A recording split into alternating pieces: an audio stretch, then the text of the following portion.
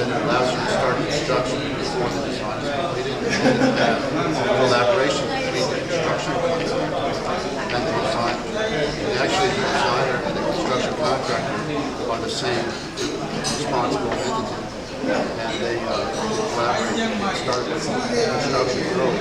So you save time. The other thing is it transfers some of the risk from the government to the contractor.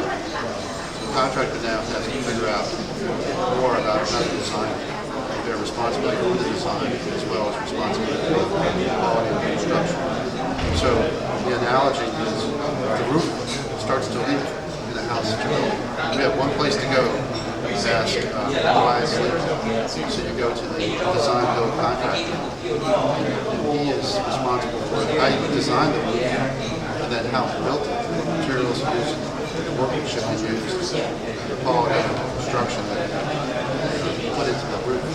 So those are the benefits. Is it saves time, it transfers some of the responsibility and risk to the designer and builder, and you also can get innovation because you can use accepted construction practices. Maybe the government may not be fully aware of, but in the industry of construction, constructors will know what is the latest state-of-the-art construction methods and materials. So they're able to use those methods and materials because they're doing the design. They can specify the use of innovative materials and methods in the construction of the project, which will save time and money.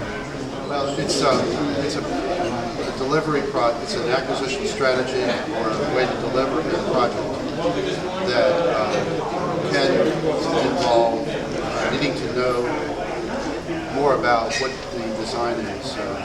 It's best, we find, in the United States for work construction, for hospitals, schools, and housing.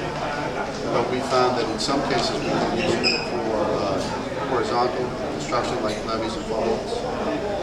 When you have more information on what it is that you're building, you have a pretty good design concept of how high the levee or wall should be. When you know more about the geology and foundation, then it becomes a better acquisition strategy. If there are many unknowns about what to do and how to design it, it's not as we find it's not as useful as a tool for that requirement. It's better in those cases where there's a lot of unknowns about what to build and how to build it, to do what we call design bid build, where we would design it first, either through an AP contractor or locally in our own organization. And then, once we had information on more specifics on the design, then we would advertise and construct it. But we use that design bid build method when we have a lot of unknowns and uncertainty in what we're trying to construct. We use design build with more information on what it is. But I think you'll hear from the team in the next 2 or 3 days some suggestions on ways that we would do it a little differently. Some of it may involve doing more modeling on the hydrology up front to get a good understanding of what the performance standards would be for the design build project. So you have a good idea of how high you need to build things and how much water you need to pass at various locations. And once you have that very well established as a performance criteria, performance standard, then I think you have more, there would be more confidence in the